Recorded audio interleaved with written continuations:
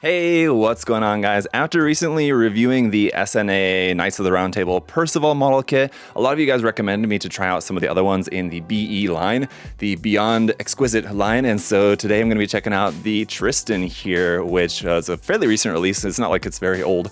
Recent release in this lineup, and I thought it looks really cool, so I thought I would check this one out as well. I really enjoyed the Percival model kit. I was very impressed by it. Really cool kit. Check that review out if you missed it. But for today's video, let's go ahead and get into it with the Titan Great Sword Tristan. So the box art and design for this one just going to be the same as the rest of the series as we saw with the Percival here on the channel, but if you've built any of these, you know this is how the box art typically looks. So I like that it's uniform for the entirety of the Knights of the Round Table series here. So we got this really cool artwork of the mecha there on the front. On the ends of the box, just going to have a close-up of that on this end. On the other side, though, a vertical image there of the kit, kind of standing, not of the kit anyway, a CG render of the design. And on the back side of the box, we got images of the kit, so built and panel lined up, everything looking really nice there, front and back. And then in a couple of action poses over here, has that really cool effect part for the cape.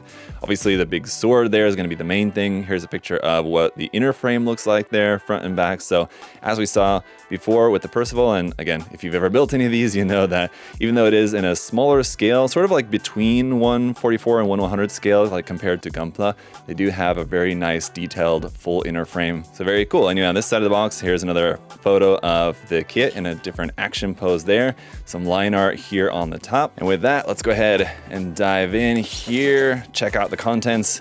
Inside, we've got some really nice gold right off the bat and some really nice clear parts here as well. There's that clear cape part. Some more clear parts on that as well, but that looks really nice. We've got a smaller sheet of waterside decals included with this one. It's not quite as big of a sheet, not quite as many decals I feel like as the Percival, but still some really nice decal options here, mostly in a dark gray, but some of these are in white there as well. But as for the instruction manual here, we've got that box art. Once again, on the back side is our parts list there in all color, and I believe everything in here is going to be all color. Well, it's printed in color, but all of the parts, as you can see, are not in color. But from the first page, it's just right into the construction of the kit. And we're going through the construction here, and then to the end, we're going to get to the weapons. At the very end there, the shield and sword. And then after that, we've got our decal guide here. That is going to be in full color there. And on the last couple pages, just some more images like what we saw on the outside of the box, but with a bit more text here. All the text is in Chinese, but you have some really nice sample images there of the kit in different action poses. Very cool. But so with that, we can get into the runners. There are no other stickers, foil stickers, or polycaps. We're just right into runner A here, which is going to be that same runner I think that is used for the Percival, and I would assume probably other ones in the line here. It's just all the hand parts here in gray. Runners B and C, some more gray inner frame parts. Here's runner B. Runner C we have two of for some of the parts for in the arms and legs there. Runner D is in a little bit different color, as this is in that typical kind of brown gunmetal kind of color that Bandai uses for a lot of their inner frames on their kits. But then runner E is back to that medium gray color here for some more of the parts. Looks like mostly a lot of weapons parts on this one. Then runners F and G are going to be all of our white armor parts. Here's runner F, also the sword part on there too, as you can see. Runner G, we have two of these. Right there, a bunch of nice white parts. And then runner H is going to be some off-white parts. So kind of like an RG, how we have the multi-tone white. We've got that here with these as well. In this case, it's this very light, sort of light warm gray color here for our white accents. Last couple runners then here, runner I in a dark navy blue, a big shield part right there, and some more of our navy blue bits. Runner J is our plated gold runner here, parts for the V-fin, and then weapons parts, some other gold accents. A really nice shade of gold here for this, looks really good. And lastly then, runner K is that clear blue-green kind of runner here for obviously the big main cape part, which is in like a hard plastic, and then a few more clear greenish blue parts over here on the side. And that's it. Let's go ahead and get it checked out. Alright guys, then here is the kit all built up. It looks awesome. And one of the things that just like really makes me so impressed with all of the SNAA kits that I've built so far is just like how good the fit is. The fit is just so solid on these and just really nice. Like the way that the kits are designed, basically the tolerance of the parts is just really well done. And so everything fits together so nice, so smoothly. So these are just really well put together kits. And you know, the whole design and aesthetics, that's all going to be subjective whether you really like that or not. But I think they always just look really impressive as well. And this one is no exception onto that, just straight out of the box without doing anything at all to it. You can see that it just looks really, really good. Obviously some panel lining on there, some decals would make it look even better, but I think it looks fantastic. So we got some great accessories as well, so let's go ahead and check those out. And as we're getting into the accessories, one thing to note, unfortunately the kit does not come with an action base or any kind of stand for it, although up underneath the waist section you'll see there is a hard point there for plugging this onto just any standard Bandai or Kotobukiya or whatever other action base. Is just a 3mm peg hole there, so easy enough to sort something out for that. Our hand options are just going to be a mix of fixed pose, very nicely detailed hands, starting off with a set of closed fists here. We've got the more utility focused hands here too, like our set of weapon holding hands here with a smaller size hole. And then for comparison, we have another set of weapon holding hands here too that have a much larger size hole and therefore holding kind of larger size handles for different weapons. We've also got a set of open outstretched hands here like this that look really nice with some very pointy fingertips there. And then on the more fun side, you have a set of finger pointing hands here like this for both the left and the right side. And then also these hands here too doing this. I mean, what do you call this, like a rock pose or a I love you pose for the fingers? I don't know, what do you guys call this type of finger pose for the hands? I never know what to call it. Anyway, then of course we've also got the beam cape, which will just attach up into the fixture up here in the back. Easy enough. Would be kind of cool if this was maybe like a sparkly clear or something like that, but I think that does look nice. As I said recently in my review of the Salamander kit, when we get clear cape parts like this, it would be nice to get 2 in the box. I mean, I know that just kind of adds more stuff to the box. It's probably going to add to the cost a little bit, but it's cool to have like one resting cape shape like this. But if it's going to be just like a hard fixed piece like this, it would be cool to have another one that's just kind of more like flowing, better for like action poses and stuff. Would be something I would like to see in future kits that are going to include stuff like that. Up next then, we've got our shield here. Now, this is just going to attach into the back of the arm, and then on the back side of the shield you can see we have our smaller sword. There's 2 swords that we have included with this. This one's pretty big. This is actually the smaller of the 2. Pretty simple here, just a few parts, but that nice gold piece there at the handle looks good.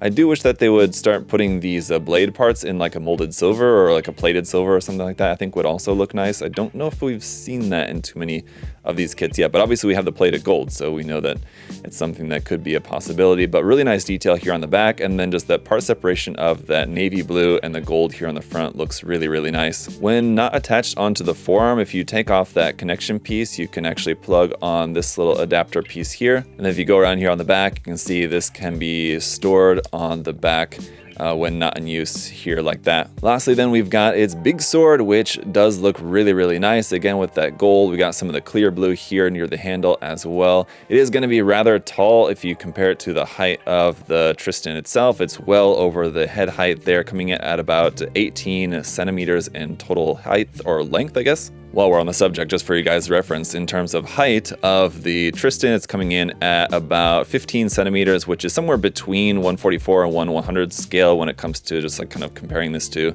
standard Gundam size. It's definitely going to be standing taller than your average 144 scale Gundam kit, but not quite like master grade size. Anyway, you'll notice this hole right here. We have an adapter piece for this as well, which will plug into there. I do have really big hands and fingers, you guys. I'm not sure if you realize that or not, but that goes into there like that.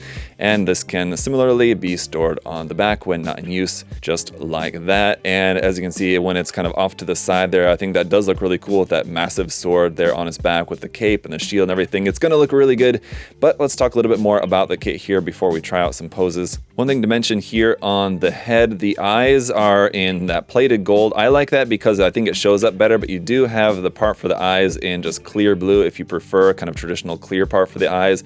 I just don't think that it shows up quite as nicely as the gold does, so that's what I opted to use there. But the gold and the clear blue here at the crest of the head, I mean, just looks really, really good. The details and the combination of this kind of very slightly off-white color there and the gold, the clear parts, and then the navy blue. The colors on this kit just look really, really fantastic.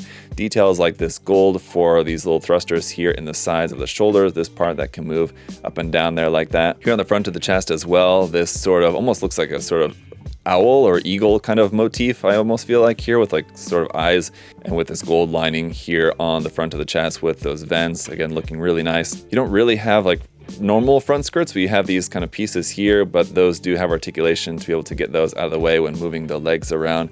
Here on the side skirts and the back skirts as well, really nice combination of the gold parts used to add some just really nice kind of ornamental detail around on this. On the back of the arm there, you have some more gold in that piping bit, and then the back of the legs in particular are also really nice, where there's a combination of that gold set inside like the frame of the legs, and then those clear blue parts there at the back of the leg. Up underneath the feet, really nice detail there. And then not to get into like every detail of the articulation, as you guys will see once we get into trying out some poses with this here in just a moment, but the articulation is going to be really, really nice with this. Of course, we're going to have double joints at the elbows and the knees, basically like an RG. And when we bend the knee, you can see this separation of this knee armor here. The toe does bend down like that. And one other finer point to note about the articulation is here in the midsection as well. So even this part here for the front of the hip section can kind of disattach and move forward there like that to kind of get that out of the way of our, I'm going to say, almost extreme ab crunch here. That can come all the way to the front, and you can see why this part needs to move out of the way, because even still, it's still going to be bumping into that. It's almost like a little bit too much with how much this is separated between like the top of the torso, this midsection, and the waist here. It almost looks a bit unnatural. But for certain poses, I mean, it's certainly going to be quite the impressive range of articulation there at the abdomen. And then just one another bit of color separation here to point out here on the sides of the arms too. Don't miss this with the gray, the white, and the gold all set in this navy blue part there for this kind of mini shield armor piece here on the side of the arm. It looks fantastic. So let's go ahead and try out some different poses here with this just to wrap up the review. And as I think you'll see, the kit looks fantastic. This is one that has been out for a little while, so a lot of you guys have probably already seen about this kit. A lot of you guys probably already have it and have built it for yourselves, but if you have not, it's one that I would definitely recommend to you guys. The Percival was the first one of this smaller series of SNAA kits that I've built, and this being the second one. And I've got to say, I'm just been thoroughly impressed with these. They're absolutely amazing kits, definitely worth checking out if you haven't yet. The aesthetic theme of the design, I mean, may not be for everyone, and they all kind of have this sort of knight, theme to them. Knights of the Round Table being the kind of overarching theme, and that may not be for everyone if you're the kind of person that typically likes maybe a bit more sort of like grunt type designs or like Universal Century stuff. If you're a big fan of like Zeta mobile suit designs, things like that. I mean, the design is not going to necessarily cater to everyone, but just as far as kits go, I mean, if this is something that you do like the design of and you're just kind of wondering if it's really worth picking up or not, I would absolutely recommend it for you guys. Just really fun kits. The fit on them is so good. I've just found that putting these kits together, just you don't have any issues at all, and just it's amazing. The color separation, the part separation, I mean, the parts just fit together so smoothly. They're just really well designed kits. So on top of all the great, part separation and the colors of everything, you've got that plated gold that looks nice. You've got all this detail everywhere, a pretty high part count as well, with these being really kind of comparable to like real grade kits essentially. If you add all that up, and then for the selling price for these, I mean, it's kind of a no-brainer. Definitely something that I think you guys should check out. But let me know your thoughts down in the comment section below. I recently did a poll to see which one of these was your favorite, and I think that a lot of you guys do really like this one quite a lot, so I'm assuming a lot of you probably have already picked this kit up and built it, as I said. But SNAA, I think, as a company is really doing a great job with these kits, these and their larger kits as well, so I'm always looking forward to seeing what else they have coming out. They do have a new kit that just recently actually just dropped that I'll hopefully be able to take a look at here in the near future with you guys, so we'll check that out. But for now, thanks so much for watching the video, guys. If you want to pick up this kit for yourself or anything else from SNAA or just any other mecha model kits, you can check out the link in the video description down below to USA Gundam Store. Lots of great stuff there on the site, so check that out. And of course, thank you guys so much for all of your support, checking out the video here today, but leaving a like, making sure you're subscribed. That helps out a great deal as well, so I really appreciate it. Until next time, hope y'all are doing well. See you guys later. Bye.